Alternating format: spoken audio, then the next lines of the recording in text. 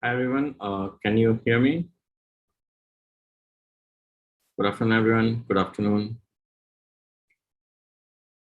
All right, okay. All right. Hi everyone, can you hear me?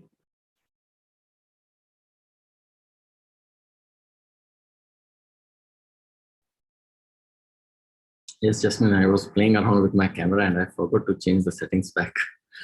All right, okay, not a problem. All right, so welcome to the weekly current affairs class. And you know that there's a weekend curfew in Chandigarh. So we'll be taking the class in this particular format. All right, so just to I might not be that clear in the snippet, it's perfectly fine. What is more important is that the board, that is my writing pad, it must be clearly visible to all of you. All right, so if you can read what I'm writing, please type yes so that we can begin the class.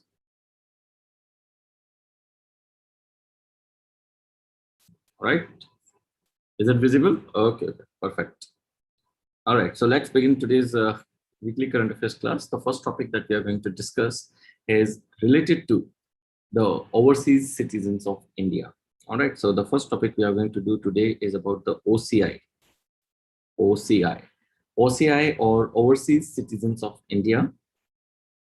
OCI stands for Overseas Citizens of India. Before we go ahead, let me tell you about the context of this news. This topic, OCI, was in news because the government, it has actually relaxed certain guidelines for OCI card holders. So the context is that the government, it relaxed guidelines for OCI card holders, right? OCI card holders. The people who are the overseas citizen of India, they hold the passport of some other country, but the government of India issued them OCI cards, Overseas Citizens of India cards, and these OCI cards give them certain benefits under the Citizenship Act. So all that we are going to discuss, what are the benefits, because it can be a preliminary question in your prelims examination, all right, because it has a lot of factual information attached to it. So this was the context that the government has actually gone for relaxing certain guidelines for OCI card holders. So what actually happened, that OCI card holders, they were required to, all right, they were required to get their OCI cards reissued first at the age of 20 years, then every time they were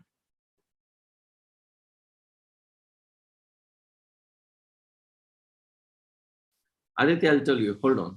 I'll tell you about that. I'll We are coming to it. Hold on. So चलिए पहले आदित्य का ही statement बोल देते हैं. Sir, these days topics are on ICU bed, ventilator, oxygen cylinder, high court notices to centers, allegation of state government. Should we ignore them or how should we cover them?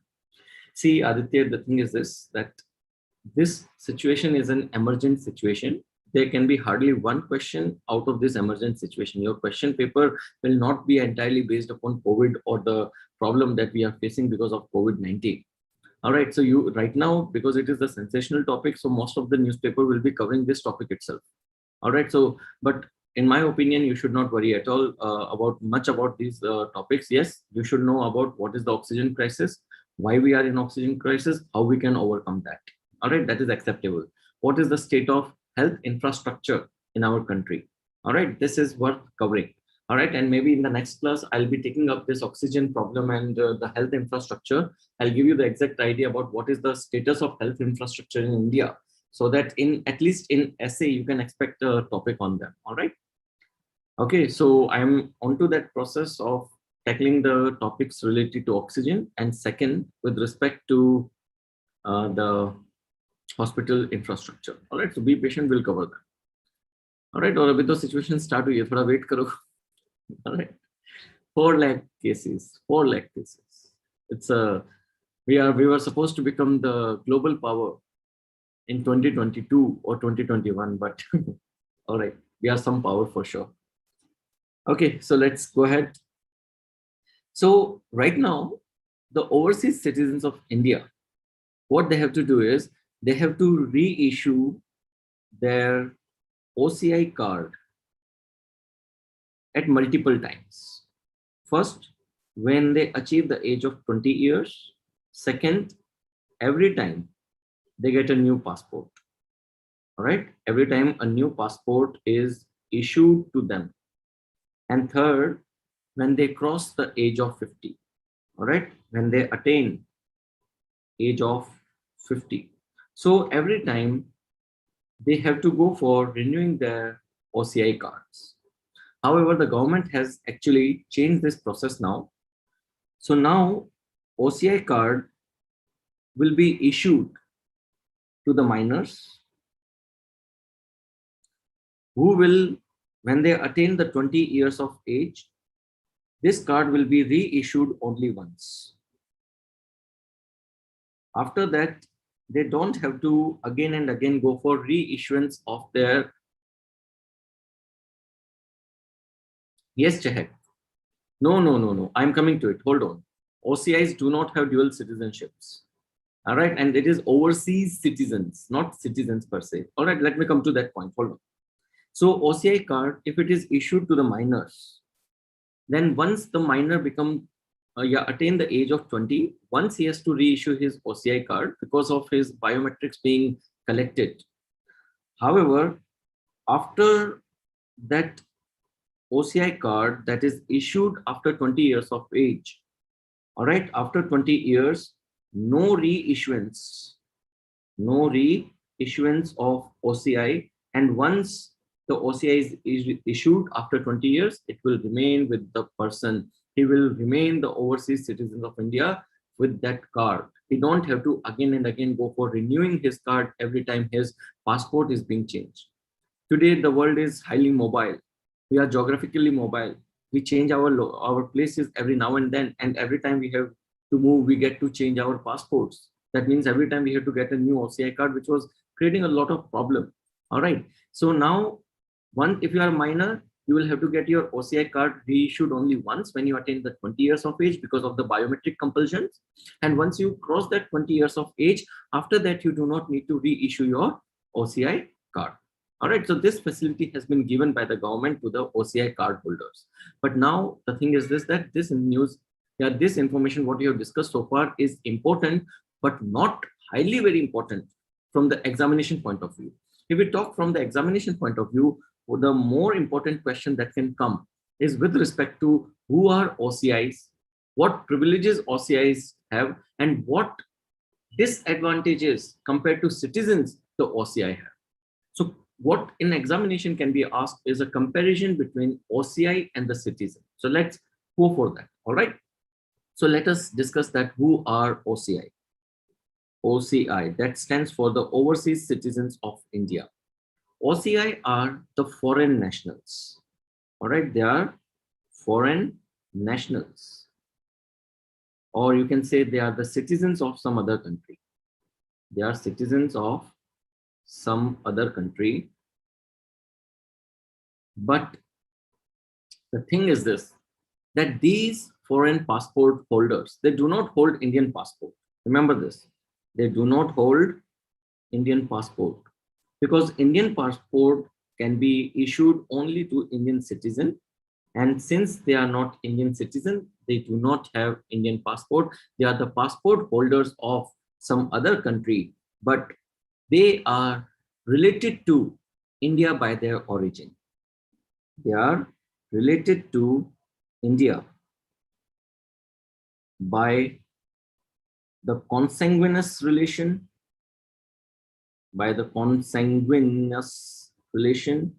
or a final relation. All right. So they are related to India either by the consanguineous relation or a final relation. Consanguineous relations are blood relations. All right, blood relations. That is their father or their grandfather. All right, father or their grandfather, they have been citizens of India. Fathers or grandfathers, or they themselves. All right, or they themselves they have been the citizens of India who later switched the nationality, who later switched the citizen to some other country, who became the citizenship of some other country. They are eligible for getting the OCI card.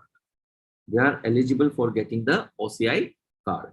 But one important thing that is to be understood is that a final is the social relationship which is based on, all right, a final relationship is a social relationship that is based on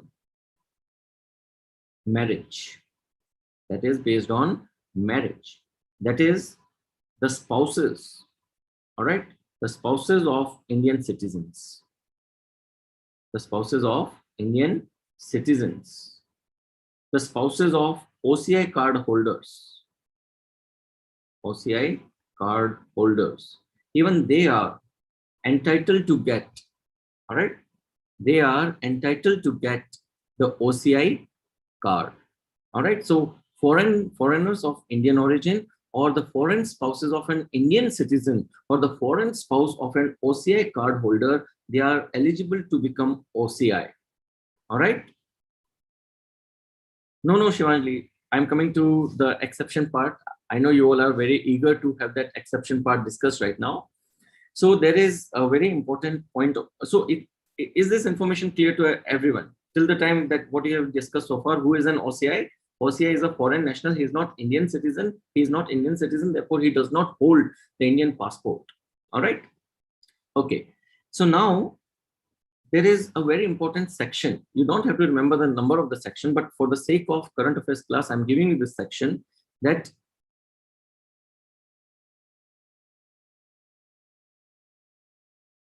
as they get married, they can get OCI card. All right. It's nothing like the PR or permanent residency in India.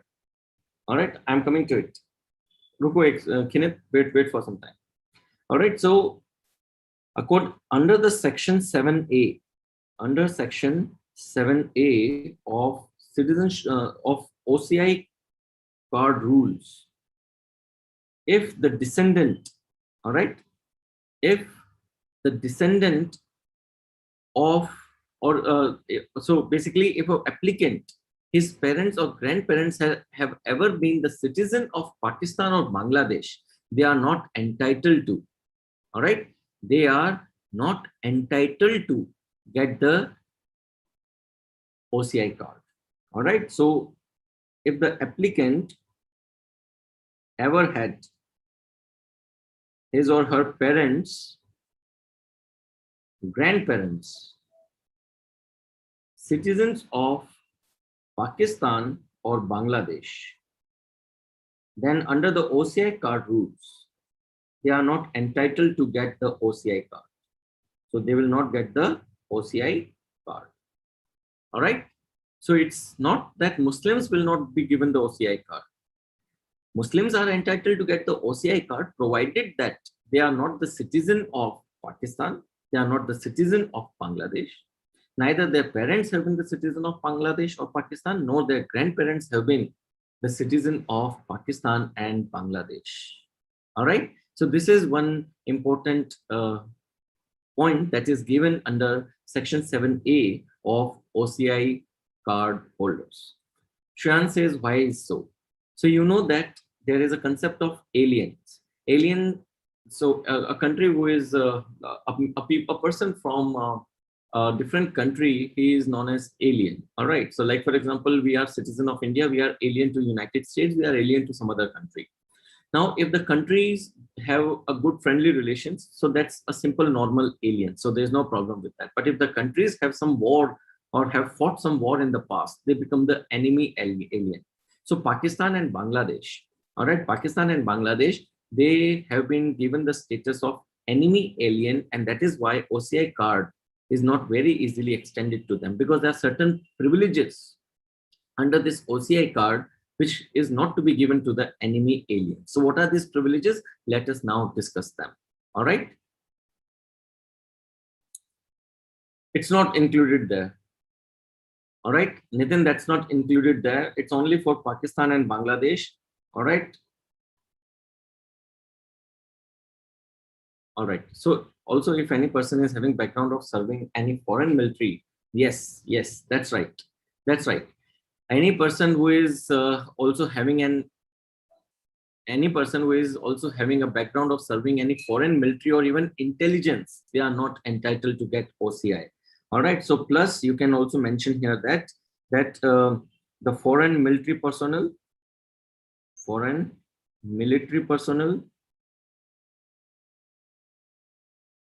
and second foreign military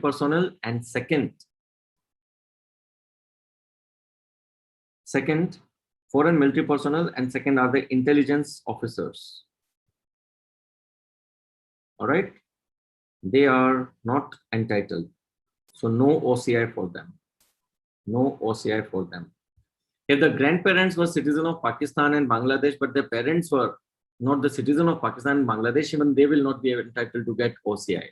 All right. Okay, now do not play with these permutation combinations. Yes, can't it be awarded to business tycoons outside India by giving them privileges under OCI?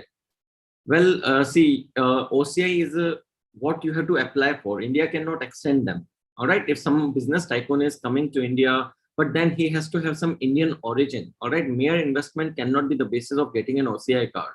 He has to have some kind of relationship with India, either be it consanguineous, that is the blood relation, or be it a final, that is the relation based on marriage.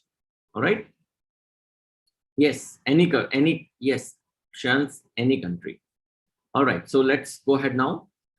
So these OCI card holders, they have certain privileges, all right, that have been given under Section 7B of Citizenship of India. All right. So under the Section 7B, see these sections, at least from the UPSC examination point of view, UPSC exam, they are not important. You don't have to exactly remember the section because UPSC do not play these kind of gimmicks. But maybe in other examinations, it might be possible that they can confuse you with the sections as well. So Section 7B1 of the Citizenship Act, all right, of Citizenship Act 1955, it gives certain benefits. It gives certain benefits to the OCI card holders. What are these benefits? Let us look at. The first benefit that they are given is that they can enter India multiple times. All right, they can enter India. They can enter India multiple times. Multiple times, because they are given a lifelong. All right, they are given a lifelong multi-purpose visa. They are given a lifelong multi-purpose visa to India. All right, they can enter India n number of times. They can enter India on multiple purposes. All right, and second, they are exempted. All right, though they are foreign nationals, but they are exempted from registration with. All right, every foreigner who come to India without OCI card holder, they have to go and register at FRRO. So they are exempted from registration with FRRO. FRRO stands for Foreigners Regional Registration Office. All right, they do not have to Regional Registration Office. They don't have to again, register themselves with FRRO. All right, this is another benefit that has been extended to them. So one is the multi entry. All right, multi entry says there any need to renew OCI with time or no time limit. No, Shivanjali, there is no need to renew. You have to, if you are a minor and you have got a OCI card, then you have to just get it renewed once you attain the age of 20. But once you cross the age of 20, you don't have to renew it again, even if you are changing your passport and even if you are attaining the age of 50. So you are allowed to enter India multiple times. So it's a multi-purpose, multiple entry visa, and it has a lifelong validity. All right, so you don't have to again and again apply for Indian visa. So it's a significant, you can say, benefit. Apart from that, another benefit is that if there is a person who is the OCI card holders for 5 years, all right, so OCI card holder for 5 years, he or she is eligible to become, a citizen of India. he or she is eligible to become a citizen of India. All right.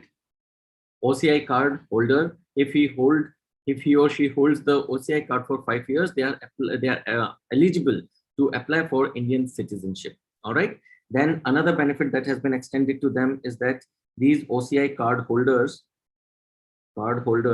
they have separate, all right, they have been given separate immigration counters for their easy entry into the country.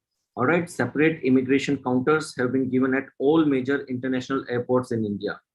All right, separate immigration counters at all major international airports in India. All right, international airports in India. All right, then apart from this, they can open bank accounts. All right, they can open bank accounts. Plus, they can purchase non-farm land. They cannot purchase agricultural land. They can purchase non-farm land. Very important to understand this.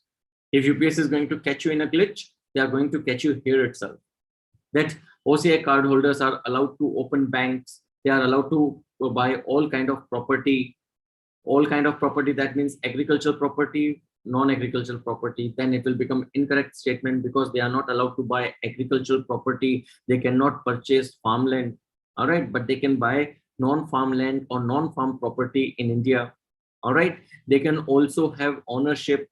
Plus, they can exercise ownership over the property that they possess. All right, they can get a permanent account number. So PAN card, they can get a PAN card. All right, but there are certain restrictions also. All right.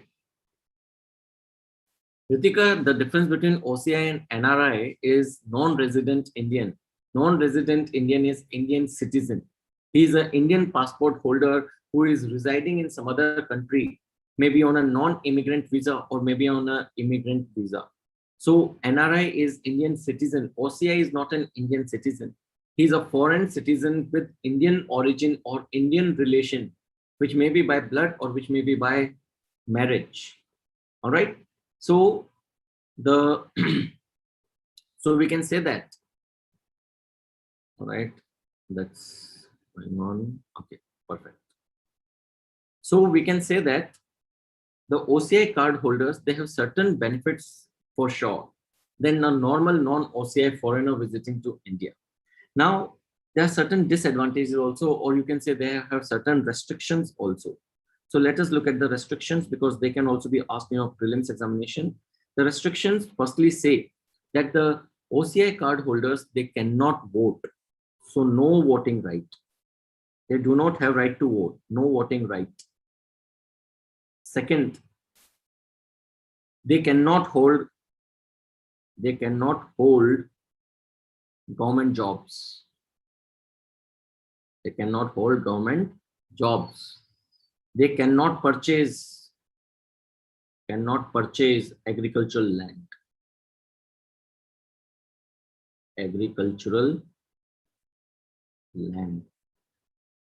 All right. Okay. Plus one more restriction is there. No entry into restricted areas without the government permission. No entry into restricted areas without government permission. So government may notify certain areas as out of bound for non-Indian citizens. All right, out of bound for non-Indian citizens. So even the OCI will not be able to go and have access to those areas which are exclusively reserved for Indian citizens. Yes, Aditya, correct. That is right. So we want them to be law abiding at least. All right, when you are in India, follow the law of India. So if there is any, you can say minor offense, it can lead to losing of OCI card. Any example of such places? cantonment areas. All right, let me give you one example. There are many sensitive cantonment areas, the inner line areas. All right, yes, very much inner line areas, the tribal areas, those areas that require inner line permit, cantonment areas, sensitive areas, they cannot be accessed by non-Indians easily. And for having an access to that area, they must have taken permission from the government. Yes, Akshat, they do have. All right, they do have. All right, okay. That's so that's the entire information about the OCI card holders, which I think that if an examination in the examination a question comes on OCI card holders, this will be the probable areas they are going to cover. All right, is it clear? What if the person divorces the Indian citizen? Does he or she still holds the benefits of OCI card? It's a very nitty-gritty based question. I cannot answer it. I'll have to look into. All right. It's a highly exceptional point. आप मेरे को lawyer बना रहे हो OCI को. चलिए, all right. Yeah, sir, if someone is marrying Pakistani or Bangladesh citizen, then also the spouse can. Yes, that's right. Yogita, if there is any association with the, if there is an association with the Pakistani descendant then or Bangladeshi descendant, then OCI card is out of bound. Number one, and second, very important point you should understand is that India does not have the concept of dual citizenship. All right, India does not have the concept of dual citizenship. That is, if you are renouncing your citizenship, you can at max get OCI. You cannot have Indian citizenship and citizenship of some other country as well. Yes, that's right. Right. Okay. If a person, he will be eligible. A person who holds the OCI card for 5 years, he is eligible to become Indian citizen. The day he becomes Indian citizen, he is eligible to cast the vote also. All right, Priyanka, voting he can do that.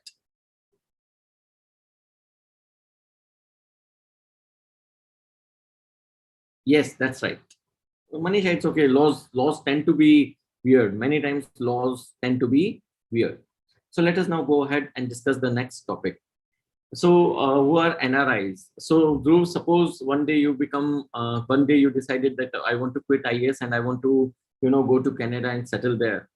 Till the time you do not take up the Canadian citizenship, you are NRI, non-resident Indian. That is, an Indian who is not residing within the Indian boundary is non-resident Indian, NRI. All right, so let's go ahead now. So we are going to discuss about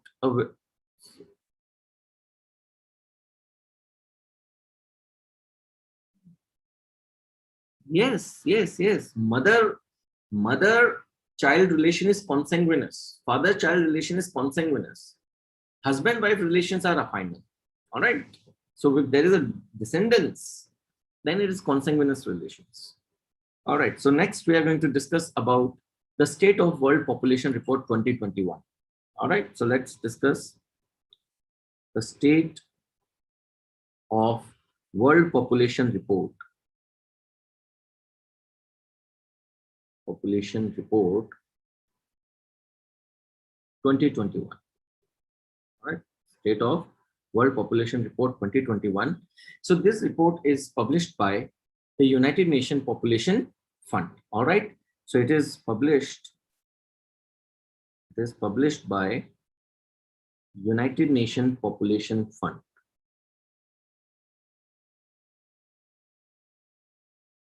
All right. Okay, Manisha, I discussed that in my ethics class. I will also discuss once here.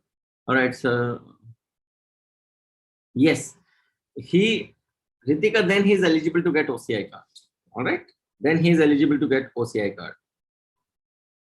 United Nations Population Fund, actually, United Nations Population Fund is not represented as UNPF, but it is represented as UNFPA. All right, so this report is published by the United Nations. It is published by the United Nations Population Fund. Population Fund.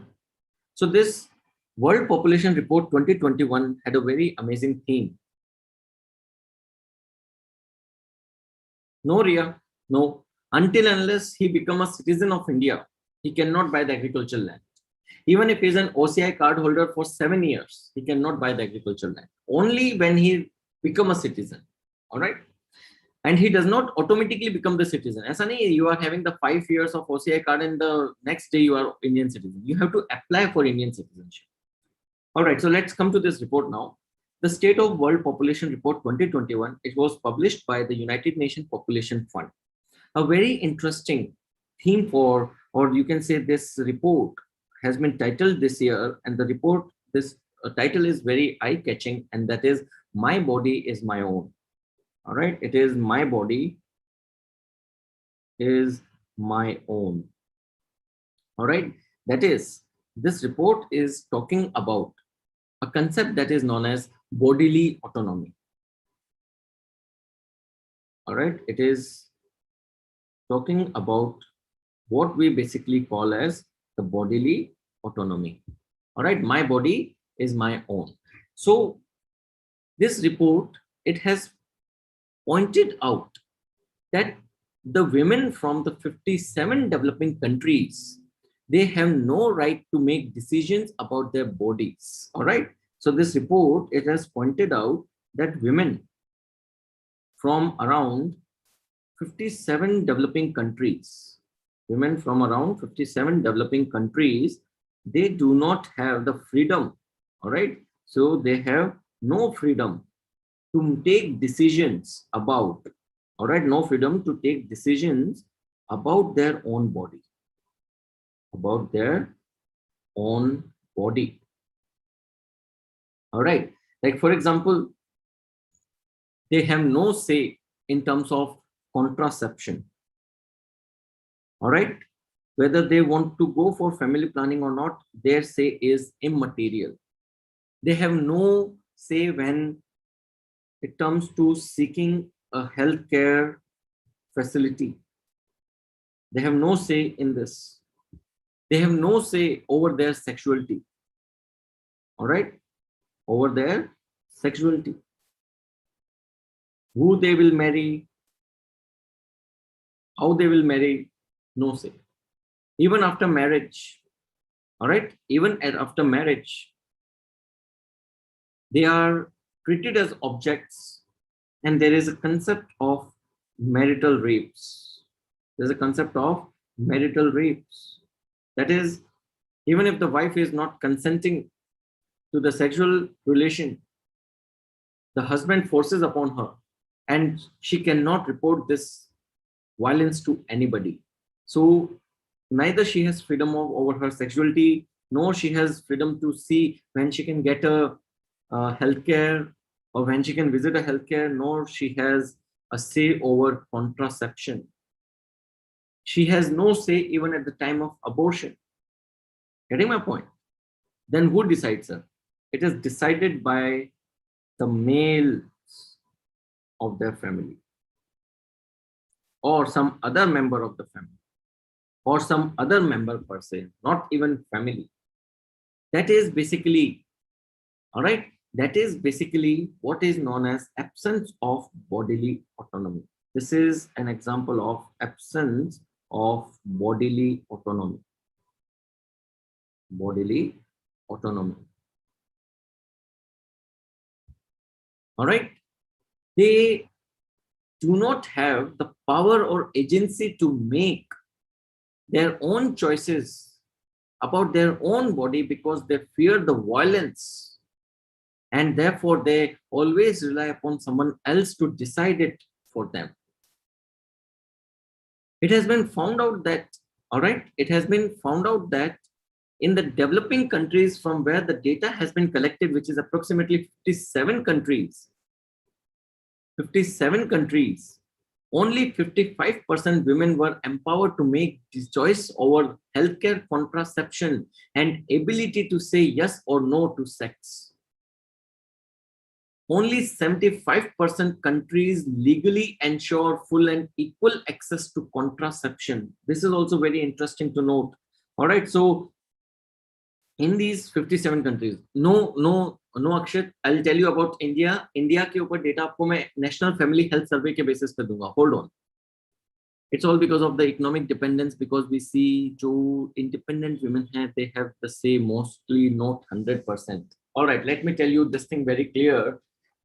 In sociology, I teach one concept, and that is known as patriarchy and sexual division of labor. All right, there's patriarchy and sexual division of labor. All right, so when agriculture grew, the male and female, they went for the sexual division of labor. The male took control of the economic production, and women was sent to compulsory domestication, that she will take care of the compulsory domestication, that she will take care of the children and the household. This compulsory domestication pulled the women from the economic production. And when the woman is pulled out of the economic production, she enters into a state of dependence upon the male of her family. And because of that reason, a concept of female subjugation under male authority emerged, and that is basically known as patriarchy. So patriarchy came from the sexual division of labor that led to compulsory domestication and eventually subjugation of women under the male dominance. Getting my point? So the developing countries who are still not to recognize the women as an equal gender, in those countries, the women is still subjugated. Getting my point? So 57 developing countries over there, more than 45% women, they do not have bodily autonomy. Getting my point? All right, Redmi. So I take your point and I have elaborated it to everyone that it is actually the sexual division of labor that gave rise to compulsory domestication, that gave rise to patriarchy. That's right. All right. There is a patriarchy in almost every dimension of your society. It's in family, it's in occupation. There's a glass ceiling effect that the women is not allowed to go beyond a certain position in the hierarchy because there is always a male ego. All right. Men do not like to work under the command of women. So that male ego, it acts as a glass ceiling effect upon the women progress, despite they are equally capable, despite they are equally in a position to control the resources as much as the men can do, but they are under an authority, and that was established not today, but that was established from the time of later Vedic society. All right. Yes, it is. So see, Rakshanda, in case of armed forces, the heads of the armed forces, they have openly came out and said that there's a male ego in army, and therefore the women should not be given the permanent commission, or they should not be given the higher authority for positions. See, that is the level of the patriarchy that is there in the society. Chaliye, let's go ahead. All right. So there's an absence of bodily autonomy in approximately 45% of women in 57 developing countries that were assessed. Even in case of India, all right, we have some data to share today from the National Family Health Survey. So we'll discuss it, wait for some time. All right. So another very striking feature that you can use it in your examinations, a very important data, is that only 75% countries in the world, all right, only 75% countries in world, they give legally equal access to female and male with respect to contraception. That is, still there are 25 countries, 25% countries, still there are some 25% countries in the world who rest the decision of contraception only in the hands of the male member of the society. It is the male who will decide the future of the family. He will decide the questions related to contraception. So 75% of the countries, they are the only who legally ensure the full and equal access to contraception. All right. Then some examples where bodily autonomy is not present. All right. So examples where there is lack of bodily autonomy. It includes number one, you can say child marriage. Child marriage is a befitting example. Child marriage. Then there is lack of contraceptive choice. lack of contraceptive choice. Then, apart from this, female genital mutilation. Female genital mutilation. They mutilate the female genital in many African countries. In the many African countries, they have this tradition of mutilating the female genital organs. And the women has no say over there. All right. They lack contraceptive choice. They are experiencing child marriage. When it comes down to family planning, there are two very prominent ways that after you have enough number of children, then what you can do is you can go for either vasectomy or tubectomy. Vasectomy is very easy and simple without any kind of risk. Tubectomy is a little difficult process, and sometimes it may also result into certain complications. In India, the male, they are reluctant to go for vasectomy, such that the decision to go for family planning is taken by the women by undergoing tubectomy, which is comparatively difficult and a riskier process than the male vasectomy. Vasectomy in the common parlance we basically call as nasbandi, right? So there's a process of nasbandi, and the males do not go for it. They have some kind of lack of awareness. They believe that this vasectomy will result into some kind of weakness in their body. All right, and this kind of unfound beliefs, it prevent and result into a lot of health problems for the women. Yes, Jack, very much accepted. All right. Okay. So let us now look into a little bit about the Indian scenario also. If we talk about the Indian scenario, in India, the concept in India, this bodily autonomy has been implicitly discussed in National Family Health Survey 4. All right. So in India, bodily autonomy is talked about the National Family Health Survey 4, which was conducted in the year, or which was conducted for the year 2015-16. It is found out that in India there is presence of lack of bodily autonomy. All right, lack of bodily autonomy is present in India, or you can simply say the National Family Health Survey has said that in India there is lack of bodily autonomy, as the survey says that only 12% married women have an independent decision to make about their own health care. All right, so only 12% married women in India. All right, only 12% married women in India between the age group of 15 to 49 years. They have an independent choice about their health care. All right, they have independent choice.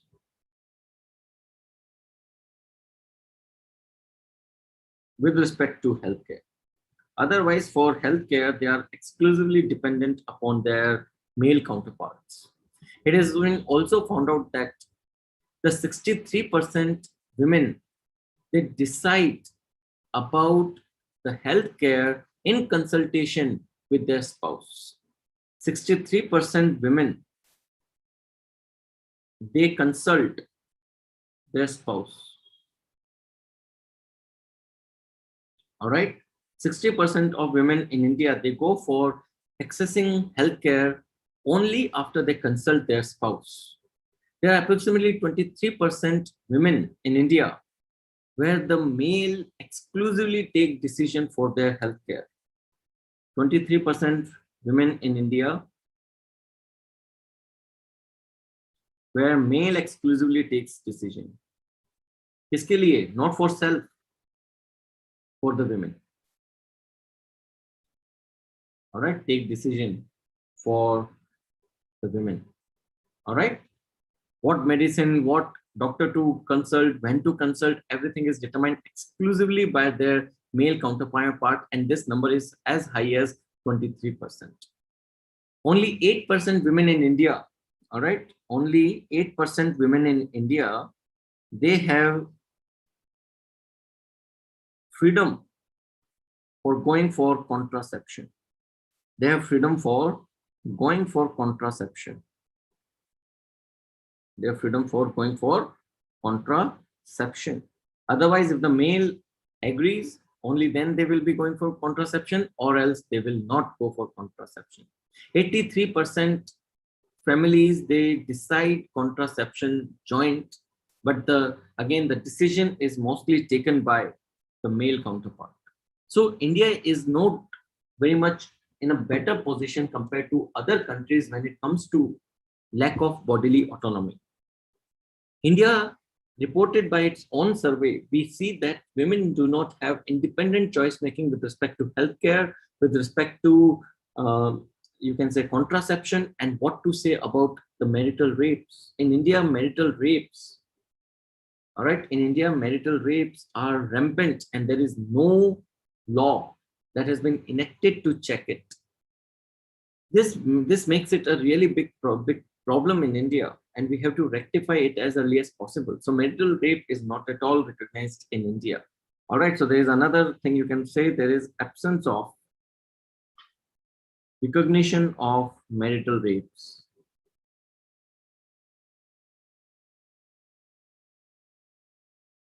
This is also alluding to the fact that in India, we have absence of bodily autonomy, and another thing you can say, rampant child marriage. Rampant child marriage. Not in urban areas, but in rural areas, certainly there is. All right, so all these factors contribute to the fact that, yeah, that's right, Aditya. Courts have even denied that a forceful sexual relationship in a marriage cannot be called as marital rape. That's really saddening. All right. Okay. So that is about the United Nations Population Fund report on bodily autonomy. If we talk about the United Nations Population Fund, UNFPA, all right, it was started as a trust fund in the year 1967. All right, it was established as a trust fund, in 1967, and it began its functions only in 1969. All right. So it was in 1967. It was called as United Nations Fund for Population Activities. All right. It was known as United Nations Fund for Population Activities. All right, it was a trust fund when it was started in the year 1967-69 when it began functioning. However, in 1987, it was renamed officially. It was renamed officially to United Nations Population Fund. United Nations Population Fund. But remember here, we did not change the abbreviation, and the abbreviation still remains UNFPA.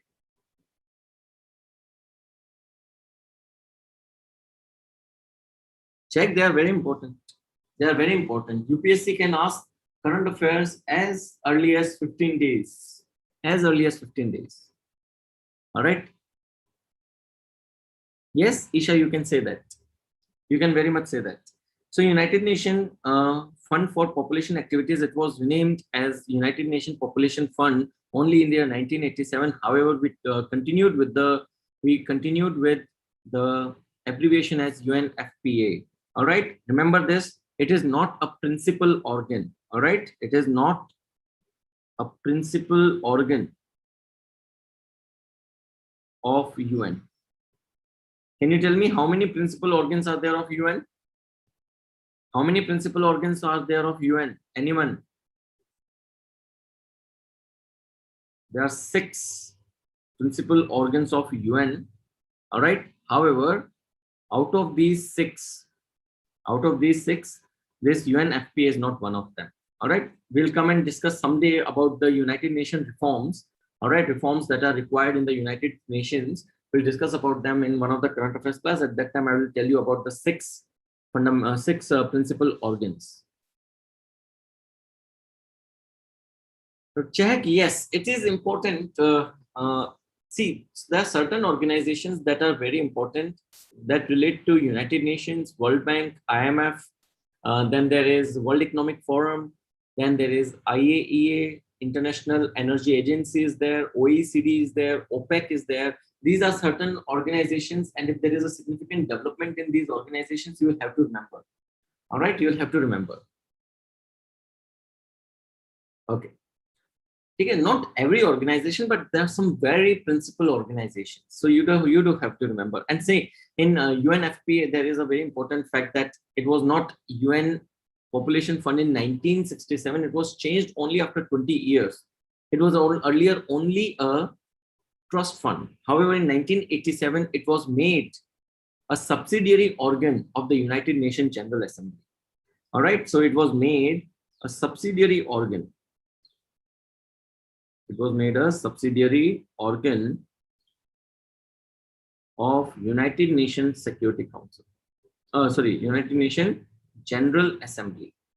It was made the subsidiary organ of United Nations General Assembly, and it aid and assist the United Nations General Assembly on matters related to sexual and reproductive health.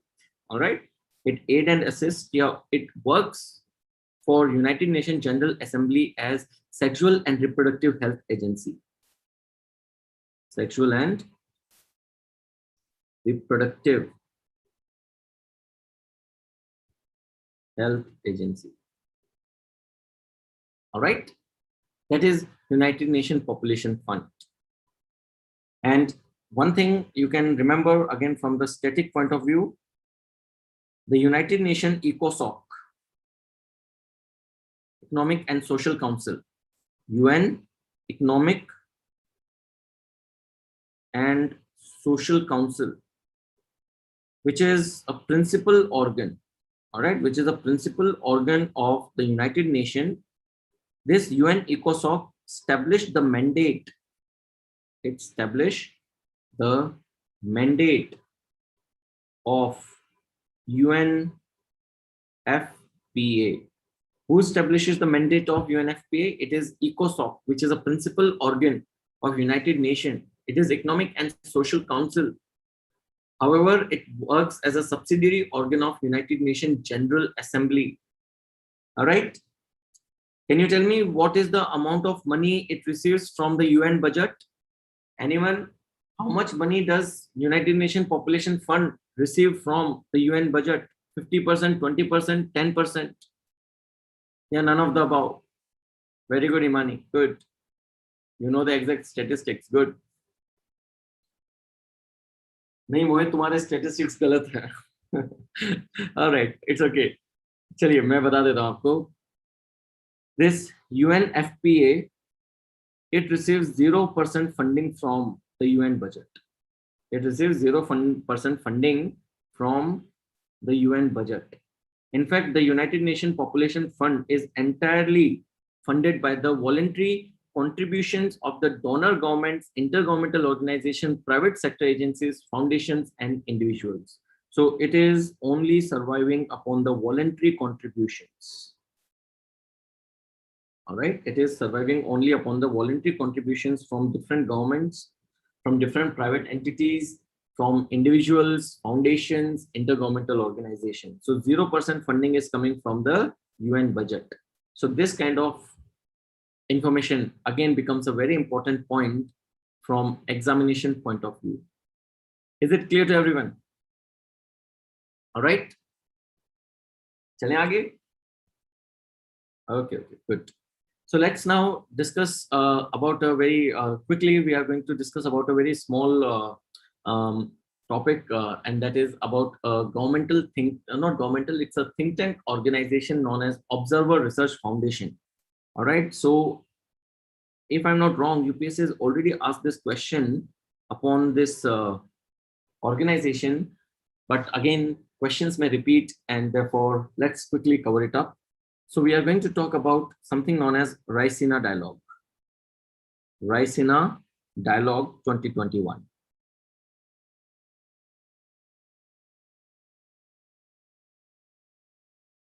All right, Raisina Dialogue 2021. So basically what has happened that there is a geopolitical and geo-economic conference which is held annually under the title Raisina Dialogue. All right, what is Raisina? Where does the word Raisina come from? Anyone? Where does the word Raisina come from? Very good, Chahak. That's right. Raisina Hill is the mound over which the power corridors in India are established. North Block, South Block, Rashtrapati Bhavan. Yes. All right. The power corridors in India, North Block, South Block, and Rashtrapati Bhavan, it is Raisina Hill. It is representative of Indian authority, and therefore we give this conference, which is a geopolitical and geo-economic conference, the title Raisina Dialogue. So Raisina Dialogue is India's premier. It is India's premier conference on geopolitics and geoeconomics. Geopolitics and geoeconomics. Geopolitics and geoeconomics means politics and economics related to international relations. Related to international relations. So Raisina Hill ke naam pe you have started a premier geopolitical and geoeconomics conference in India, and that conference has been labeled as Raisina Dialogue 2021. This year, it was the sixth edition of Raisina Dialogue. It was the sixth edition of Raisina Dialogue this year, as in 2016, we started with the first edition. So in 2016, we started with the first edition of Raisina Dialogue, and in 2021, we witnessed the sixth edition of Raisina Dialogue. Now, this Raisina Dialogue is very important because it is a multi-stakeholder, cross-sectoral discussion platform that has representation from politics, that has representation from economics, that has representation from academia. All right, so you can write that it is important because it is a multi-sectoral. It is a multi-stakeholder, not sectoral, multi-stakeholder, cross-sectoral discussion platform. Discussion platform that receives representation from politics, that receives representation from business, that receives representation from academicians, experts. All right, experts. They come, they sit, they discuss about the various issues that are going on around in the global scenario right now. This particular, all right, it also includes government officials as well. All right, government officials are also included there. Bureaucracy is there. Yes, correct. Bureaucracy is also there. All right. Its meetings are not publicly broadcasted. Its minutes and report is publicly broadcasted. All right. So it is a multi-sectoral, multi-cross-sectoral, multi-stakeholder, cross-sectoral discussion platform that has representation from the leaders of the state, the top business tycoons, the academicians, the experts, and the bureaucracy. All right. Now this Raisina Hill Dialogue, or Raisina Dialogue, it is organized or it is hosted in India by a think tank that is known as the Observer Research Foundation. All right, it is hosted in India. Yeah, it is hosted by the think tank. And the name of the think tank is ORF. That stands for Observer Research Foundation. ORF, Observer Research Foundation, organizes the Raisina Hill Dialogue in India in partnership with the Ministry of External Affairs, plus Ministry of External Affairs. All right, they hold this Raisina Dialogue every year. This year, the major discussion was over the viral outbreak. All right, how you can control it, what kind of economic impact it is going to have, what kind of geopolitical impact it is going to have. All these things were discussed as part of this year's Raisina Dialogue. There were 5 thematic pillars. You don't have to remember the 5 thematic pillars. It was about World Health Organization multilateralism. All right. It was about securing and diversifying global supply chains. It was about global public beds, that is holding actors and nations to account for the COVID-19. It was about navigating to no truth world in the age of Big Brother. All right, just forget about this. You can only say that this year the major focus was upon COVID-19 related issues, be it economic issues, be it political issues, be it geo-economic issues. Like, for example, World Health Organization do not recognize Taiwan because China is objecting to recognition of Taiwan by World Health Organization. So India was talking about this as well. India said that we have to reconstruct the United Nations as well as any organization associated to it, and also World Health Organization as well. World Health Organization this time has been portrayed to prevent China being named responsible for the COVID-19 situation that we are witnessing. Getting my point? So World Health Organization has remained uncritical of China and protective of China. So India wanted World Health Organization's multilateralism, that the country, the actors who have been responsible for this COVID-19 situation globally, they must be held accountable. They have to be accountable. All right, I just clicked to YouTube and I'm really finding a very good enthusiastic candidate, and I would like to mention. All right, Ashish Dhurandhar, we really appreciate your efforts. So you are from Chhattisgarh and you want to crack UPSC. He is right now in class 11. So do one thing, keep reading the newspaper, keep attending the current affairs class. You have a long time to go, but agar aap mehnat karoge, aap crack karoge. All right. Okay. Let's go ahead. All right. Okay. He especially wanted me to reply. So I have given you that recognition that you are doing a great job and you will crack this paper. Be consistent. Never get your guards down. Keep preparing. Follow a good approach. All right. So that was about this year's Raisina Dialogue 2021 about the theme. Now let us discuss a little bit about what is Observer Research Foundation. So you can say that ORF. All right. A couple of points about it. ORF is based in New Delhi. It is headquartered in New Delhi. However, it has offices, or you can say centers, in Mumbai, Chennai, and Kolkata. Mumbai, Chennai, and Kolkata. All right. Mumbai, Chennai, and Kolkata. There are 3 centers, but the headquarters is in Delhi. All right. It is a think tank that discusses the policy and try to provide the future of what the policies should be. It provides a non-partisan independent. It provides a non-partisan independent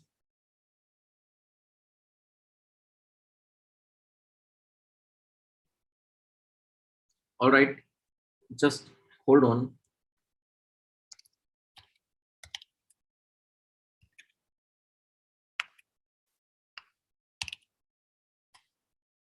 All right. Okay. Yeah. So it tries to provide a non-partisan, independent, well-researched analysis and input about the government policies, government programs, what is the SWOT analysis of the government machinery with respect to geopolitics and geoeconomics. All right. So this is enough for the Observer Research Foundation. All right. So that was the small topic that we wanted to discuss about the Raisina Dialogue. All right. On similar grounds, there's another dialogue which is organized, and that dialogue is known as Shangri-La Dialogue.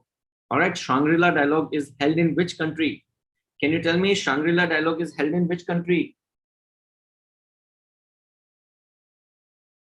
China, Singapore. Yes, Priyanka, that's good. Shangri-La Dialogue is held in Singapore, not China. All right. Okay. So let's go ahead. So it's a Shangri-La hotel in Singapore, where this Shangri-La Dialogue is being organized. Okay. Okay. Let's go ahead now.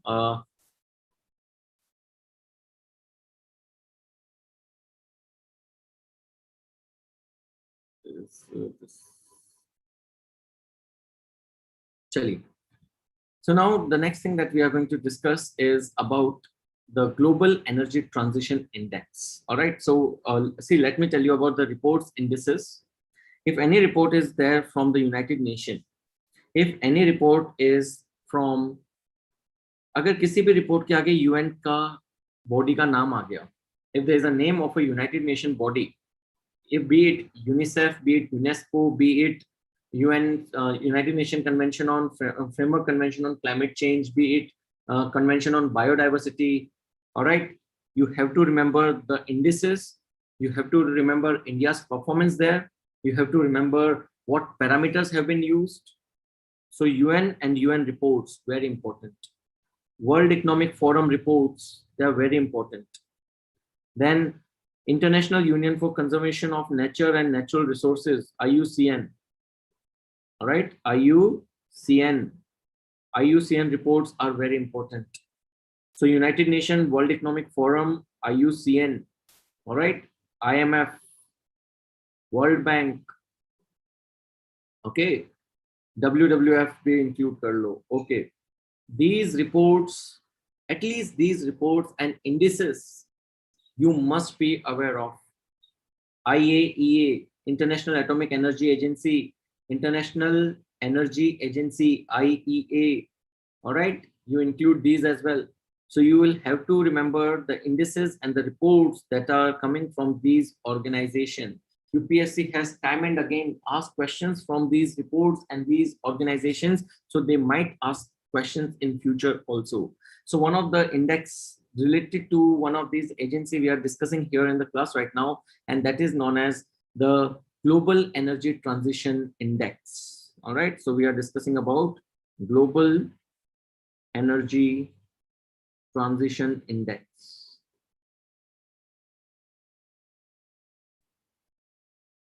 All right, in the Global Energy Transition Index, India has ranked 87th.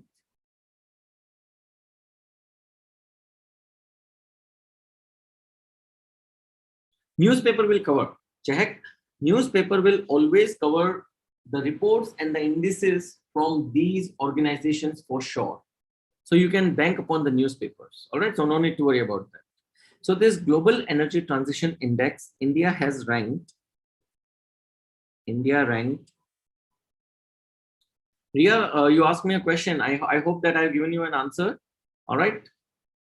Okay. So India ranked 87th in this Global Energy Transition Index out of 115 economies that were assessed. Out of the 115 economies that were assessed, India was ranked 87th. All right. This index is part of a report that is basically known as Fostering Effective Energy Transition from 2021. All right, Fostering Effective Energy Transition, FEET.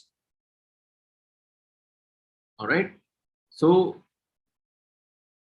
FEET, FEET 2021.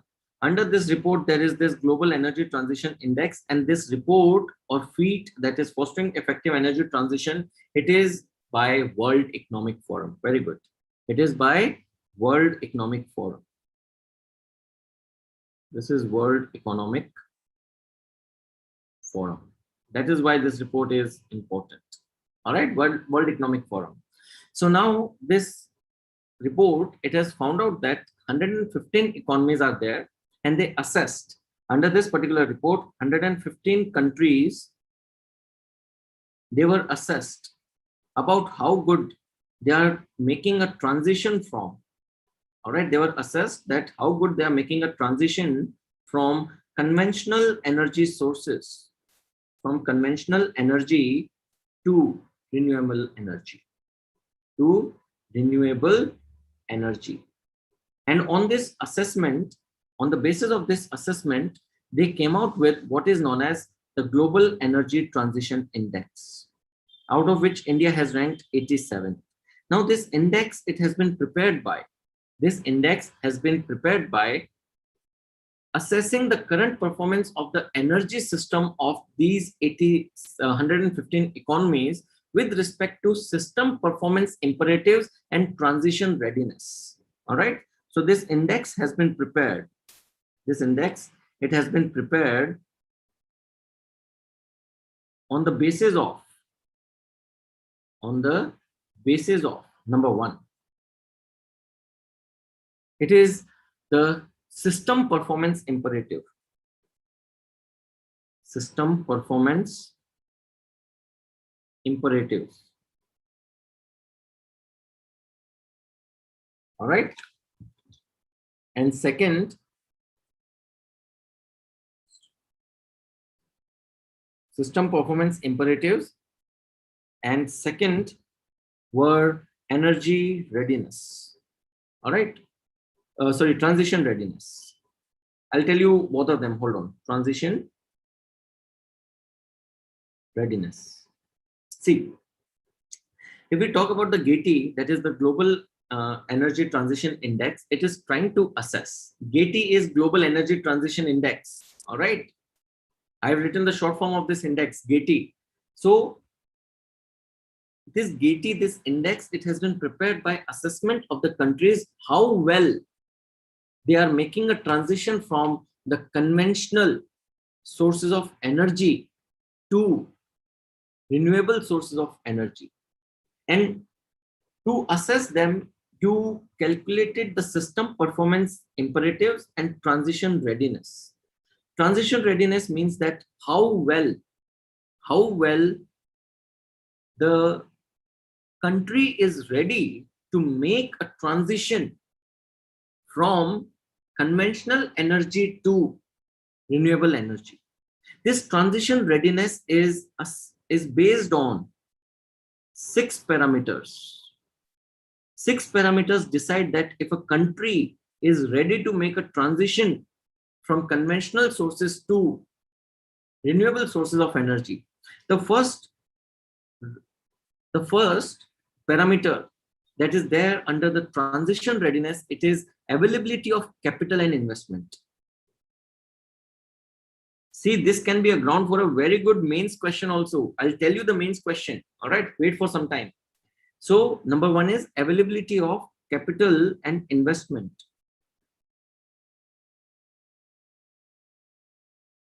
That is, if a country has capital and if a country can invest in the energy transition, that country will be more equipped, well equipped than other countries. That country will be more equipped or better equipped than other countries to make the energy transition.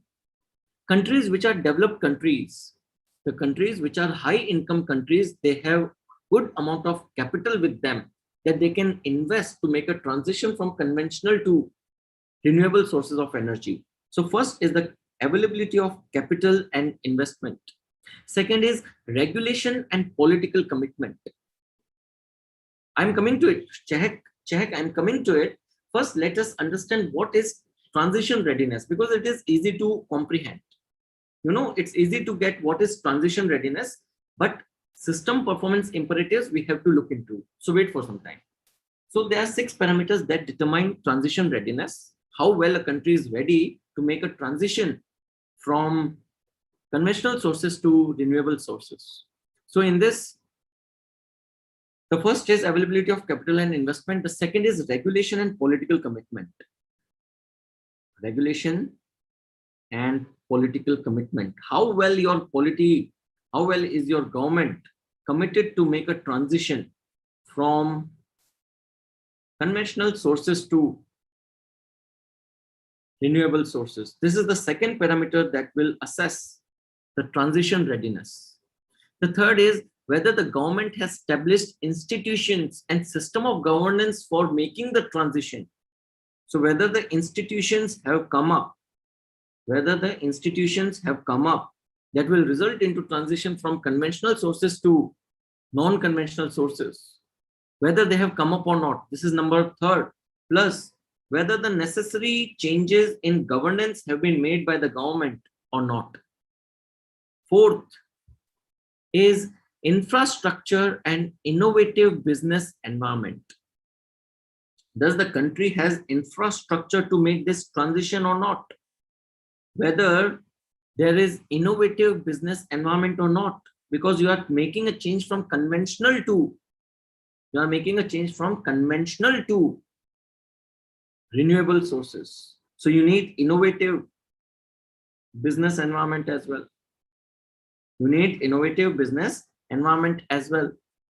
Then there is also another thing. Do you have human capital and consumer participation for this transition or not? Human capital. So new form of energy requires human capital. Do you have human capital? Do you have consumers to buy this energy or not? So consumer participation. And lastly, energy system infrastructure. All right, you can simply say energy system structure. Whether your energy system structure is present for this transition or not. Here a question may be asked. Yes, Rakshanda, it is working with COP26 as well. We are coming to it. Hold on. All right. So now India has to become climate neutral, or you can say emission neutral by the year 2050. And if India has to become climate or emission neutral by, is it 2050 or 2030? Confirm karna. So until and unless we make this transition from the conventional energy to renewable energy, we will not be able to, yes, 2050 it is, we will not be able to go for achieving this net neutrality or zero net neutrality by the year 2050. Chaliye, let me first tell you about what kind of mains question it can be asked. The question can be that India is striving to become a renewable energy dependent country. However, it is not an easy path. What are the requirements for energy transition from conventional to, what are the requirements for India being energy transition ready for transiting from the conventional sources to renewable sources? Are you getting my point? See how this question or this index can become a mains question. India is making an attempt to become renewable energy dependent economy. However, there is certain parameters that are required for making this transition. What are these parameters? What will make India energy transition ready for making a transition from conventional to renewable energy? You will have to write these 6 points and explain them a little bit. That is, you will tell that India needs capital and investment. Without capital and investment, you cannot make the transition. Am I right? You have to create new structure. Then government political commitment is necessary. Required institutions are necessary. Infrastructure is necessary. Getting my point? Innovative business environment is necessary. Human capital is necessary. Along with human capital, you need the consumer base for consuming this energy. That is necessary. Otherwise, what will be the outcome of this? An energy system structure, that is your structure of consumption of energy, should be such that your energy system should be such that it is aligned with the renewable energy less than the conventional energy. Today, you see India's energy system structure, majority of the grid electricity that we are procuring, it is coal dependent. So India's energy system structure is still somewhere lagging behind. People have not gone with solar photovoltaic plants set up at their home. There is no proper integration of solar energy, wind energy into the main grid of the country, and main grid still remain dependent highly upon the coal-based energy production. So you will have to change this energy system structure.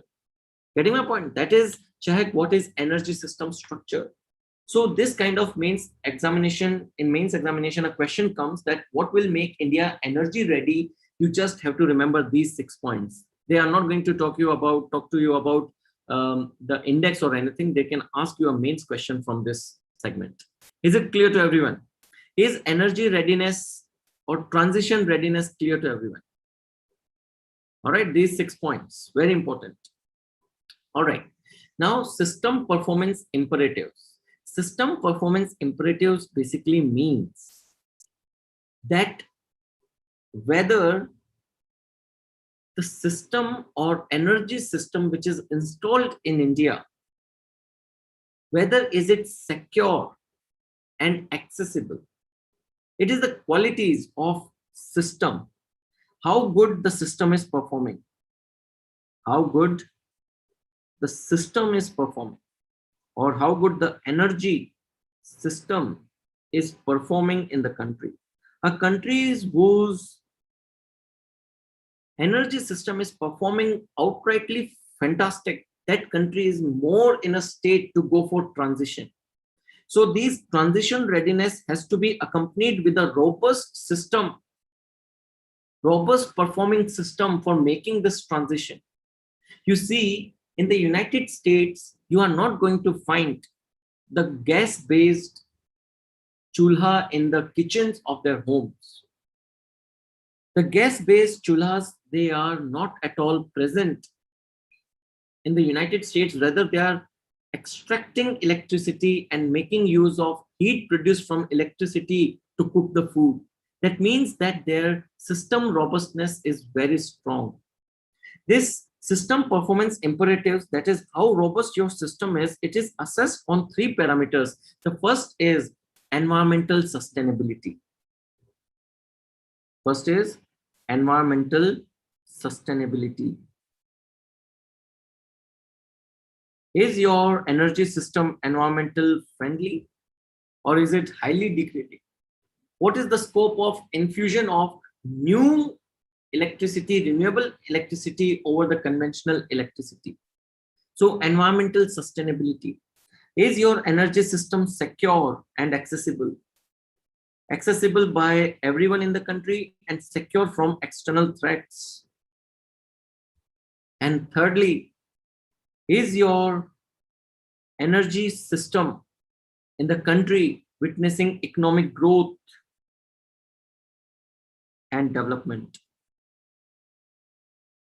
Whether your energy production is going up or not, whether your installed infrastructure is going up or not, whether your installed capacity is going up or not. If it is constantly increasing, it shows your energy system is performing robustly. If your energy system is secure, if your energy system is accessible by the people of your country all everywhere, it is secure and accessible. It is a robust energy system, and your energy system must be having environmental sustainability. All right, so these 3 parameters check the robustness of your energy system, and these 6 parameters check whether you are ready to make the transition from the conventional to renewable source of energy. Based on this, 115 economies were assessed. Yes, Ria, as one of the points you can add that. All right, so based on this parameters, these 2 dimensions and these 6 plus 3, 9 parameters, we have evaluated 115 economies and India was ranked 87. It has been found out that in this particular report, it has been found out that high economic countries or high income countries, they are more energy ready. All right, they are more transition ready. ये तो obvious सी बात है भैया, उनके पास resources हैं, they have to be energy ready. So high income countries, they are making more progress in environmental sustainability as well as a transition to green energy from the conventional, you can say from the conventional energy which is polluting. Yes, Chehak, that's right. जो आपका system performance imperative है, it is talking about the status quo. What is the present status of your energy system infrastructure? And transition readiness says about the potential of this system to make a transition to the renewable energy. So if they might ask you a question, if they might ask you a question in the mains, that what is the reason that the high income countries, what is the reason that high income countries, they are performing better with respect to energy transition? Your answer will again go over these 6 points that we have just discussed. Getting my point? So they can ask you same question in two different ways. They can ask you with respect to India, that what factors should be taken into account to make India energy ready, these 6 points. Or question may be that why the developing countries are lagging behind the developed countries in terms of energy transition. Again, you have to write about the six parameters. All right. Is it clear to everyone? So if you talk about the Global Energy Transition Index for 2021, the country that has topped the Global Energy Transition Index is, that's right, Rakshanda, correct. That is Sweden. Very good, Shivanjali. It's Sweden, followed by Norway, followed by Denmark, followed by Switzerland. All right, followed by Switzerland. If you talk about the G20, all right, this is Getty 2021. If you talk about the G20 performance, you know, India has ranked 19th in G20. The 20th, which is lower than us, is just South Africa. All right. South Africa was 20th economy of G20 in terms of energy transition. We were 19th. All right. You know, all these figures, they are bringing out something. And the something that they are bringing out is that whatever claim we are making at the global platform, they are very hollow. They are very hollow. Calling India the pharmacy to the world. Calling India the pharmacy to the world. I don't find any merit in this argument. We are dependent upon other countries' supply today. We did not prepare in time. How could we call ourselves the pharmacy to the world? Calling India to enter into the end game. Harshvardhan Saab said this statement, we have entered into the end game of COVID-19. I think that this time, it's not Tony Stark who is going to take the stones from, क्या नाम था उसका? I'm forgetting that name. Thanos. Thanos, sorry, भूल गया, Thanos. All right. इस बार चुटकी Thanos बजा रहा है. We are making claim that we will become developed by the 75th year of independence. It's a hollow claim. Everything is superficial. There is no concrete evidence where we can say that, yes, we have performed brilliantly. Are you getting my point? Yeah, that's right, Deepak. Yes, Chahak, correct. All right. So I think that now is the time that we all should realize that we are nothing. We are no one, but we have the potential to become someone. And this is the right time that we should stop giving flabbergasting comments, self-chest thumping, and work for something better. All right. Chalo, Richa, it's good that our neighbor is helping us. Pakistan is helping us. All right. All right. Okay. Yes, ultimate everything comes down to population. Aditi, Getty 2021 is an index, Global Energy Transition Index. All right, Getty 21, Global Energy Transition Index, जिसके बारे में हम बात कर रहे हैं. In that, Sweden ranked top, Norway second, Denmark third, and Switzerland fourth. If we talk about the performance of the G20 in Getty 20, G20 is the 20 major economies of the world. In that, India was ranked 19. All right, India was ranked 19. Second last, only to South Africa. All right, only to South Africa. All right, everyone. However, there are some very important points that have been that we have disclosed from this report also, that it has been seen that out of the 115 countries, all right, some corollaries. Let's write down about some corollaries, because you know these days environment related things are very much in hype. So you must be aware about this. So let me tell you some corollaries to this report. All right, some corollaries to this report. This report has founded that 92 out of 105 economies, they have actually gone for increase in their energy transition readiness. All right, 92 countries have shown increase in energy transition readiness. That shows that the countries, all right, in last 10 years, this shows that the countries, they are becoming serious about switching from conventional to, all right, switching for conventional to renewable energy. India is among these 92 countries, but India did not perform better than the remaining 87 countries. Are you getting my point? Remaining 86 countries se hum kahin na kahin piche reh gaye. But India is certainly among these 92 countries because India is committed to, all right, India has committed to go for carbon neutrality, zero net emission by the year 2050. So the reason for fall in India's rank is not that India is polluting more. The reason is that other countries, they have performed better than India. If you talk about India, it has been said that India is committed. चाहे paper में committed ही लिखना, ठीक है, reality कुछ भी हो, paper में committed ही लिखना है, okay? So India has shown a significant improvement when it comes down to subsidy reforms. India has extended subsidy reforms for making the people to transit from the conventional sources of energy to non-conventional sources, to renewable sources of energy. We are giving subsidies. We have increased the access to renewable energy. We have strong political commitment as well as regulatory framework. But other countries have performed better than us. So we have not gone in the other direction. We have moved in the right direction, but at a slower pace than other countries. Are you getting my point?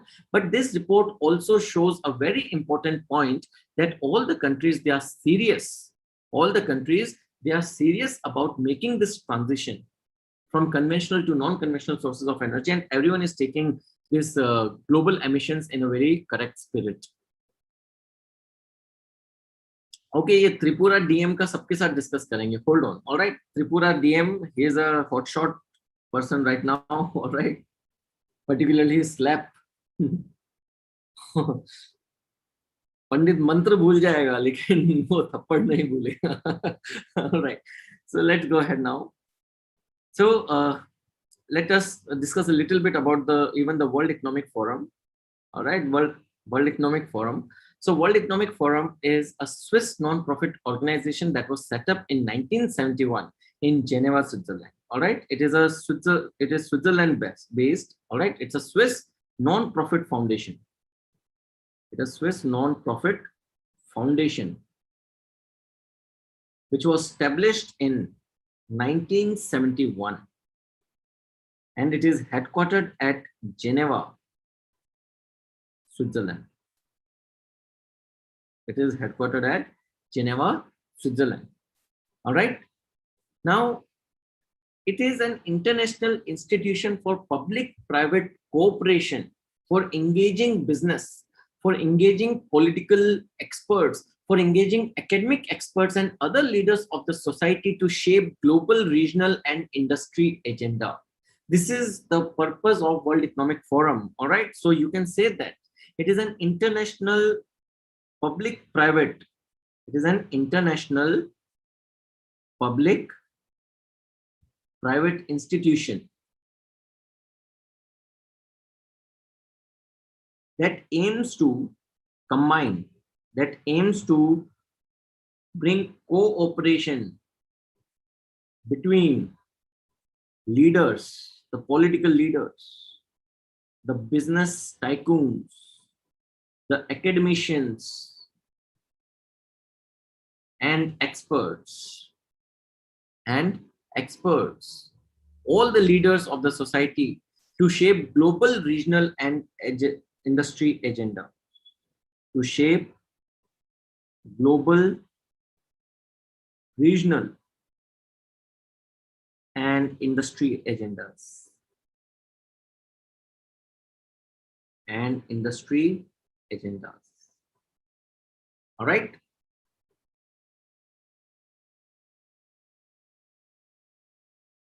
Check economy wale sir ko puchna hai. All right. He will be in a better position to tell this answer. But one thing I'll tell you that despite, see, when it comes down to being the global financial leaders, one thing you should try to understand that it is not always the natural resources that count. It is how well your, see, capital is not always in the form of money or resources. Capital is in the form of human capital. Capital is in the form of the level of development. Capital is in the form of what level of economic population burden you face. They have service industries. They are the marketplace of the world. They have the highest living standard. Over there, the taxation is highest, such that the government has a lot of resources. The people work and pay huge amount of taxes in the Scandinavian countries, and the people are not feeling bad about it. You know why? Because whatever money they are giving to the government is reciprocating by quality services. In India, the people are not feeling like giving the tax. You know why? Because we know that जैसा पैसा PM cares में गया वो पता नहीं कहाँ गया. The money that is in PM cares, I don't know who cares for that. Getting my point? In the Scandinavian country, it is not the case. If they have taken 1 rupee from you, they will give you at least 75%, 75 paisa service. In India, they will take 10 rupee from you, and they will again take 10 rupee from you when you are going to demand something from them. Getting my point? So those countries, they are developed not because of natural resources. They are developed because of the equivalent participation from all the stakeholders with a common vision of making the country develop. We are lacking that thing. All right. Easily, despite they do not have tremendous resources, Switzerland and Sweden, they can be the global financial leaders. All right. So some of the important reports that you have to take, you have to be aware that they might be asked from the World Economic Forum. The reports include, number one, it is the Global Competitive Report, Global Competitiveness Report. Global competitiveness. Sometimes they just ask you which of the following report, which of the following institution publishes this report. World Bank, IMF, WEF, none of the above. All right, none of the above. So the first is Global Competitiveness Report. Global Competitiveness Report. Second is Global Information Technology Report. Yes, Global IT Report. Third is Global Gender Gap Report. Global Gender Gap Report. Global Risk Report. Global Risk Report. All right. Then another important report, Global Travel and Tourism Report. All right. Global Travel and Tourism Report. Global Travel and Tourism Report. One catch that you can see from here is the word global everywhere. So whenever you find a report that is global,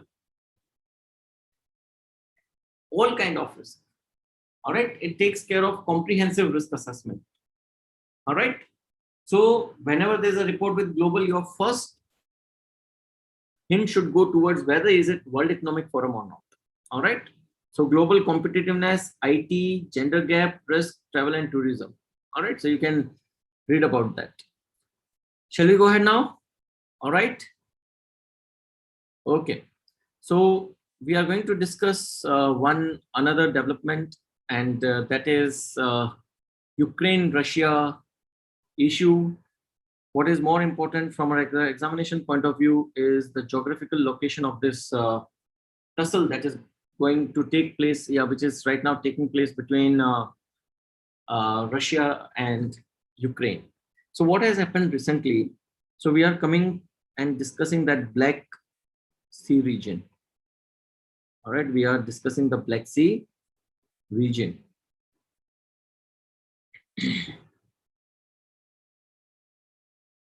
So recently what has happened that Russia took control of Russia took control of the Ukrainian region, which is known as the Crimean Peninsula. All right, the Crimean Peninsula, it was taken control by Russia in the year 2014. In 2014, the pro-Russian president of Ukraine, all right, Ria, it is about the global risk, all right, comprehensive risk assessment of different countries, risk from environment, risk from business, everything. All right. So now the Ukrainian region, the Crimean Peninsula in 2014 were took under control by Russia after Ukraine's pro-Russia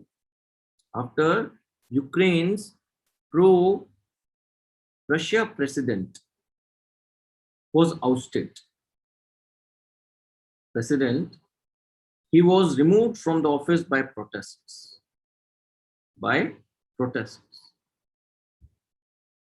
So Russia took control of this Crimean Peninsula. The reason is that in Crimea, though Crimea was, all right, so this Crimean Peninsula, though it was under Ukraine, but majority of people in this region,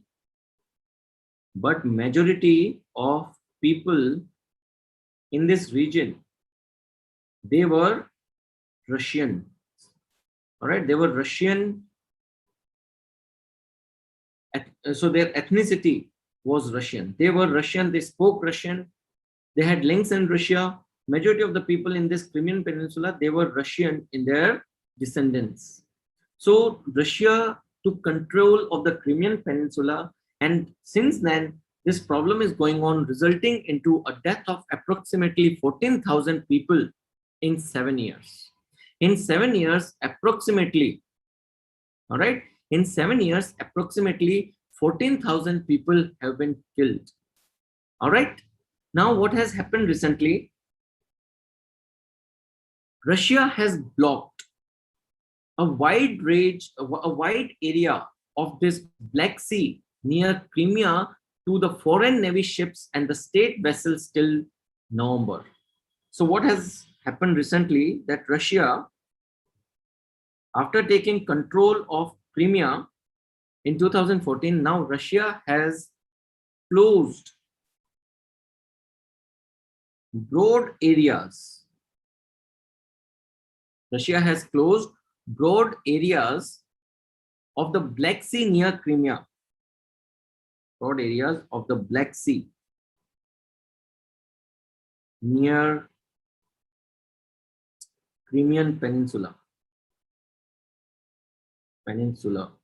to all vessels, be it government vessels or be it any navy ship or government vessels. All right, all government vessels or navy ships, they have been prevented or they have been asked not to enter any region near the Crimean Peninsula in the Black Sea. Along with this year in April, around 20th of April, all right, yes, Chahak, all countries, but see, all countries, particularly the NATO countries, North Atlantic Treaty Organization, those countries which were with the United States in the Cold War, their warships, their navy ships, their state ships will not enter into any region, any water near the Crimean Peninsula. This is what Russia has put embargo upon. It is not only this.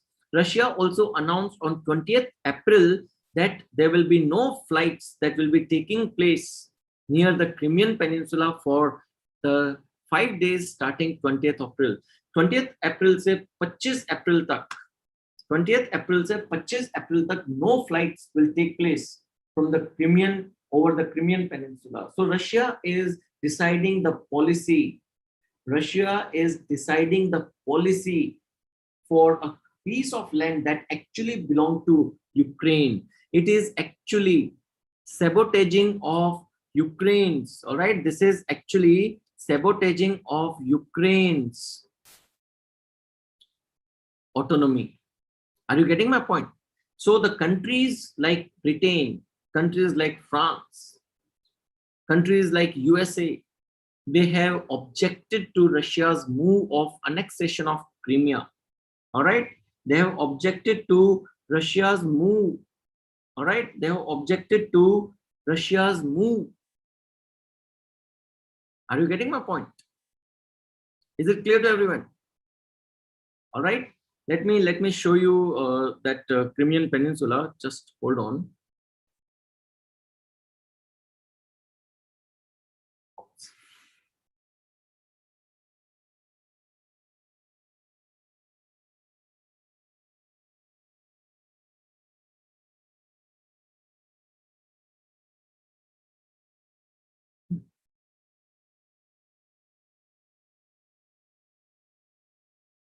See, this is the region of Black Sea. All right, this is the region of Black Sea. All right, okay. Ah, yes, galti ho gayi. ठीक है. Yesterday I was playing around with Zoom. I didn't know. All right, it's okay. So you see, this is Russia. This is Ukraine. And this piece of land that you can see is the Crimean Peninsula. All right, this is Crimean Peninsula, which has been taken control of by Russia. All right.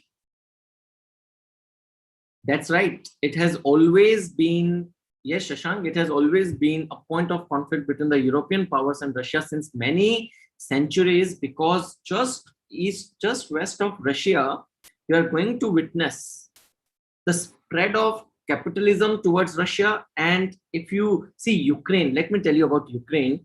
After the USSR collapse, Ukraine witnessed that communism is not leading to the good development in the society. So they were opposing the communist oriented president, and a capitalist orientation president was the next to be appointed.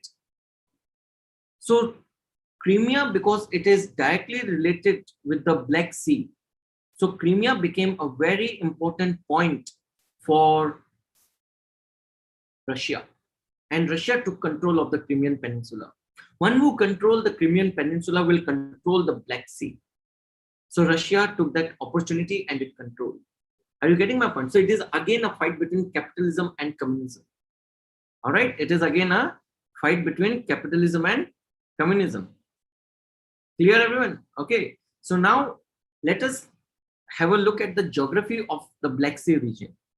Now this Black Sea is a marginal sea. It is a marginal sea. Marginal sea means that a sea which has been cut off from the ocean, which is surrounded by land from almost all directions. That kind of sea is known as the marginal sea. So Black Sea is marginal sea. It is part of Atlantic Ocean. All right, so let's write it here.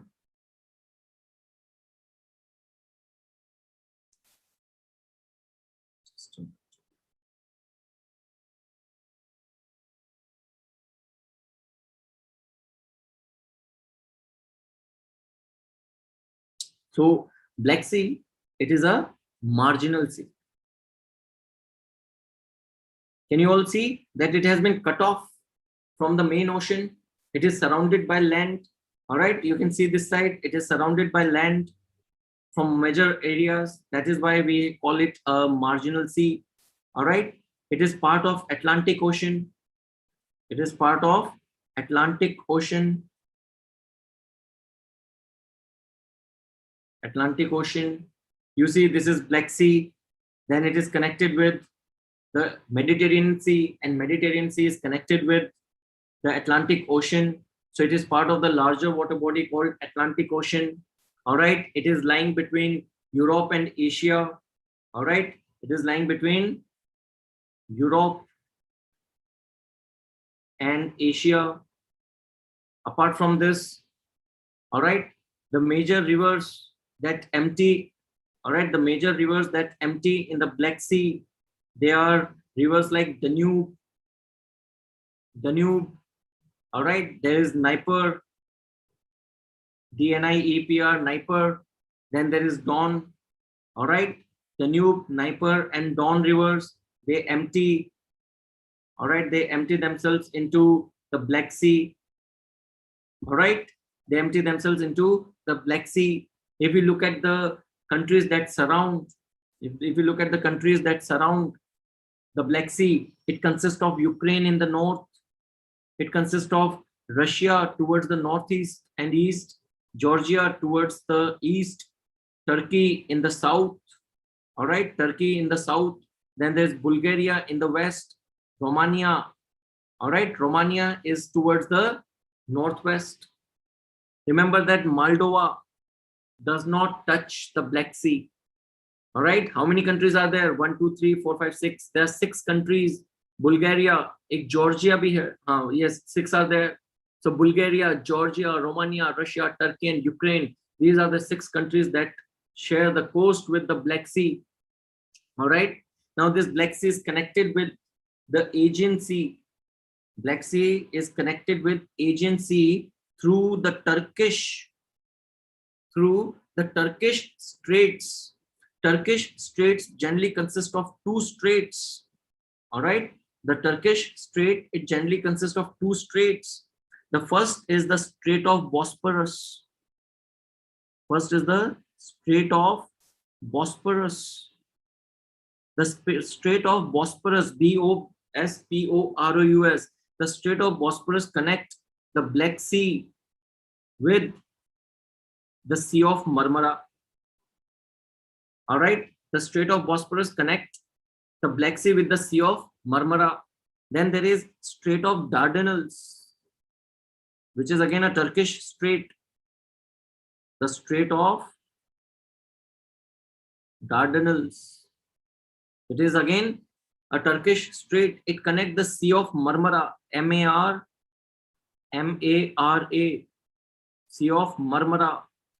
Sea of Marmara is connected to the Aegean Sea, which is part of the Mediterranean Sea. This Aegean Sea is connected with Sea of Marmara by Strait of Dardanelles. So Dardanelles and Bosporus, clear to everyone? Is it clear to everyone?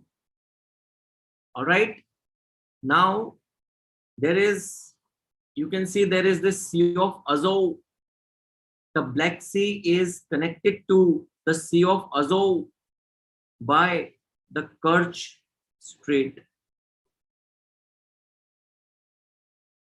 By the Kerch Strait. All right. This is Crimean Peninsula. All right. This is Kerch Peninsula. All right. Let me expand it. This region is a peninsula in itself, which is known as Kerch Peninsula. All right. Kerch Peninsula is part of the larger Crimean Peninsula. It is part of the larger Crimean Peninsula. And Sea of Azov is connected with the Black Sea using Kerch Strait. Sea of Marmara is connected with Black Sea using the Strait of Bosporus, and the Sea of Marmara is connected with the Aegean Sea using the Strait of Dardanelles.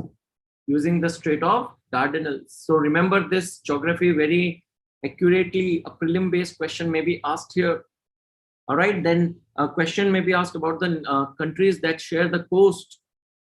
The countries that share the coast are 6: Ukraine, Russia, Georgia, Turkey, all right, Bulgaria, and Romania. Okay, so that's about the Black Sea conflict that is going on. All right. Okay, so a much awaited discussion on the recent incident of the Tripura DM who stopped a marriage when Section 144 was imposed in the city. He stopped 2 marriages. He roughed up some guests in the wedding. Now, is it good or bad? See, the thing is this. I don't know, but I will not support the kind of action he took. All right, I will not support. See, he was doing good only. But the thing is the way he was doing good is not good, right? Getting my point? The manhandling was bad. Stopping the marriage, he could have stopped the marriage even without manhandling. The guests, they were not fighting. The guests, they were not resisting. He was like, iska case karo, uska case kar do, is pe bhi kar do, tumhara naam kya, tum pe bhi kar do. That is not the way a government servant has to function. I don't know under what intoxication he was. That was not at all a conduct that was a conduct that was making him unbecoming of the member of the bureaucracy. All right, that is making him. All right, that is making him a member not becoming of the bureaucracy. He don't deserve. See, I don't say he don't deserve. He need to correct his behavior. Am I right? That was a show of power and authority. He would have simply asked them that leave the palace, leave the place, and simply register the case. That's it. Slapping the pandit, all these things. I don't. In my opinion, I don't think so. I don't think so. In fact, not my opinion. It is ethically, or if you go about the service conduct rule, it is not agreed. It is not done anywhere. All right. He was having personal dispute with the MLA. So let him fight with the MLA. Why did he fight with the guest then? All right. Yes. So what I said is, so the thing is this, since he has been suspended for his conduct, you cannot support his conduct. All right. No, it was not even legally correct. There is nowhere written in the law that you can use force upon the people. You should use the force upon the people, and that should be a legitimate force. एक शादी में दूल्हे को गर्दन से पकड़ के अगर ऐसे धक्के मारोगे तो क्या इज्जत रह जाएगी उसकी? Are you getting my point? So that's bad. That's bad. I think I should not laugh at it, but sorry, the visuals are really funny. All right, so I would not call it neither moral nor ethical. It is neither professional. All right, neither it was moral nor ethical nor professional. He should have simply gone, stopped the wedding, asked the guests to leave, and if somebody resisted, just ask the police to go for filing a case. Yes, subordinate. Yes, that's correct, Janashi. That's a good point. That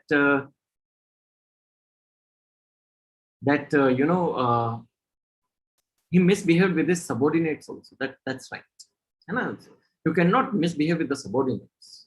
Subordinates have to be respected. Yes, command flows from the senior to the subordinate. But it doesn't mean that the respect does not follow. The respect also flows.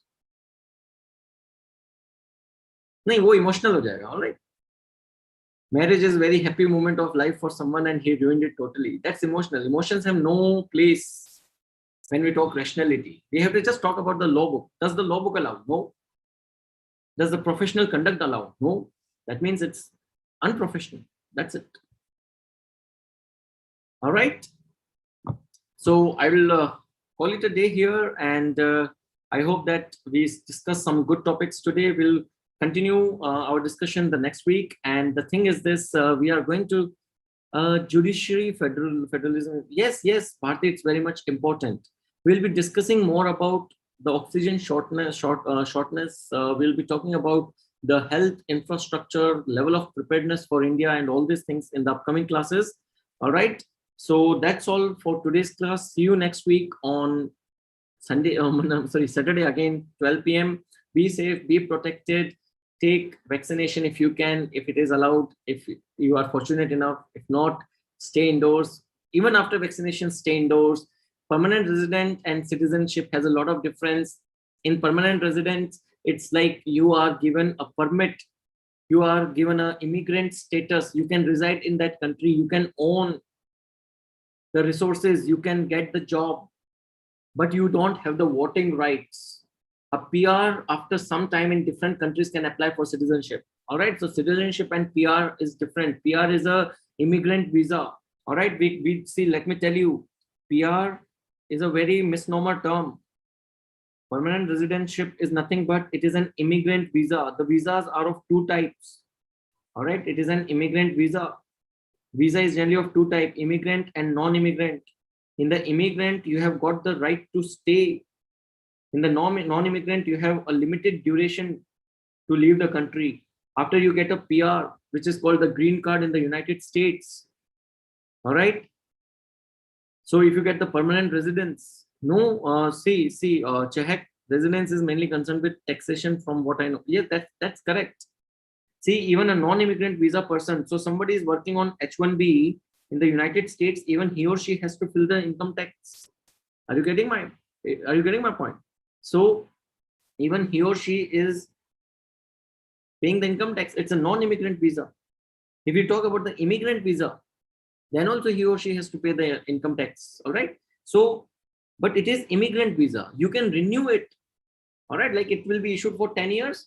If you fulfill the condition, there will be no question asked. It will be renewed for the next 10 years. And in the meantime, you can apply for citizenship. But in the non-immigrant visa, there is restriction. There are n number of times you can renew it. And after n number of times, you'll have to leave the country. Are you getting my point? So that is what is basically the difference between PR citizenship.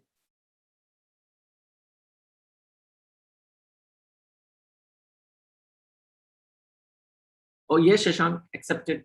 करते इस पे भी बात करेंगे. We'll discuss this thing in future classes as well. All right, so I'll close the session for today. Thank you very much. Have a great day ahead. Take care. Bye. Be protected. See you next week on Saturday, 12 p.m. Bye bye. Bye. Take care. Signing off.